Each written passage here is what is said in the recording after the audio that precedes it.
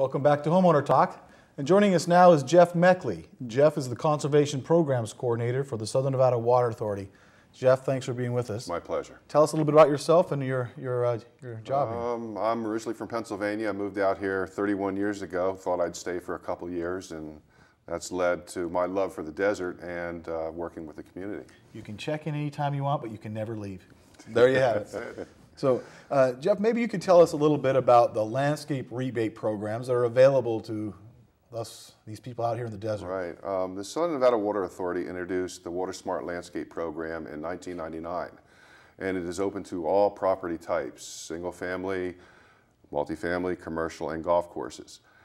In order to apply for the program, single-family customers can actually apply online by logging onto snwa.com and just following the links for the landscape rebate.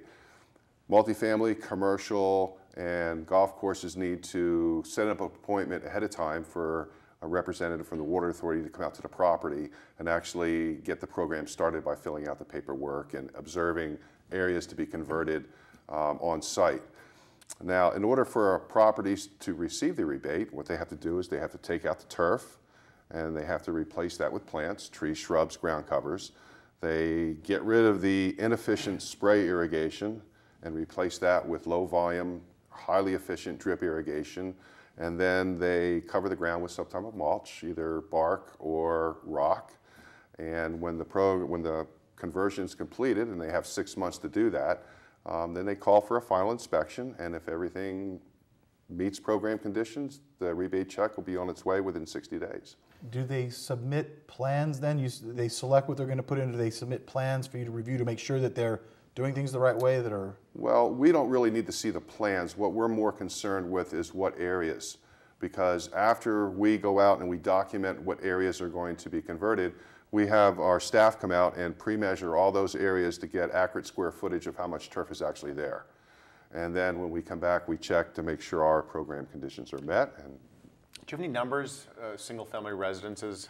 Any idea since the program started? I mean, thousands, I'm assuming, of homes. It's got to be way up there. Tens of thousands. Single family, before this little recession has hit us, they were getting 1,000 or more applications a week, or it's a hugely popular and hugely successful program. Since the program's inception, our valley has taken out over 100 million square feet of turf and saved us billions of gallons of water. That's incredible. Despite the population growth. So it's a hugely successful program. And we have some slides, some photos to take a look at some of these, some of the transformations, if you will, from some of these properties. Maybe you can comment on a few of these. Here's a single-family residential. Yeah, this is what you would probably typically see. Builders typically throw in turf because it's quick and easy. It doesn't take a lot of thinking. And then when you convert and you put in desert plants, and I mean the transition's beautiful. It's very dramatic. This is that same house. Right, dramatic change. And it's good for the community, it's good for the wildlife. Here's a yard that was obviously in dire straits. Is that I think that's my backyard. I was going to say, Dave, that looks very, very familiar. And then here's, wow. Yeah, just, and it doesn't have to be all desert plants. You can put in traditional plants. The key is the drip irrigation. That's what makes everything so efficient and successful. And these are single-family homes, so we have, well, here we go, a kind of a common drive that you Well, we see this all the time, and this is a good example of really non-functional turf. Nobody has a picnic there or a barbecue. There's no reason to have turf in a median. Look at that. And after the landscape conversion, we have beautiful desert plants, and the palm trees will actually do better away from that spray irrigation and on drip irrigation. The rebates are based on square footage? Correct. Is that how it's based on? The rebate is $1.50 a square foot for the first 5,000 square feet, $1 a square foot after that, up to a yearly maximum of $300,000 per property. So that's some significant money. Yeah. So again, if it's a single-family residential homeowner and they're interested in taking advantage of this incredible program, they can do that without having an inspection. They just go right onto the SNWA website, and they actually apply online, and then they'll be contacted by an SNWA representative. They'll come out to the house, they'll visit with the homeowner, find out what they plan on doing, And then after they get their measurements for the turf, they give them the green light to start. And are you seeing more community associations getting involved in this program? And what's the trend that you're seeing? Well, HOAs are not immune to these tough times we're going through. And if they want to reduce their bottom line at the end of the month or at the end of the year, a great way to do that is to remove unnecessary, very water-thirsty turf. And also, I see HOAs wanting to do the right thing.